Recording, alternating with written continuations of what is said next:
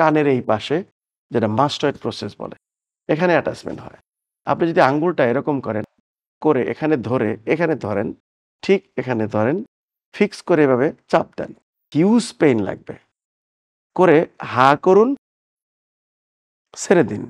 অথবা আরেকটা কাজ, চাপ দিয়ে ধরে যদি আপনার মাথাটাকে পিছনে নেন এবং হাতে যদি একটু টান দিয়েও এই এই অপোজিট কান এদিকে নেন এবং পিছনে তাকান, তাহলে আপনার আস্তে আস্তে করে এইটা জায়গাটা ট্রিগার পয়েন্ট রিলিজ হয়ে যাবে। অথবা শুধু চাপ দিয়েও ধরতে পারেন, প্যাড অফ থাম দিয়ে ঠিক এরকম দেখেন, এরকম চাপ দিয়ে ধরে রাখুন। 20 সেকেন্ড ধরে রাখলে ওই অংশটা মাসেল ছেড়ে দিবে, যে অ্যাটাচমেন্টটা সেটা ছেড়ে দিবে। সফট টিস্যুর যে অরিজিন ইনসারশন, যেখানে চাপ দিলে আপনার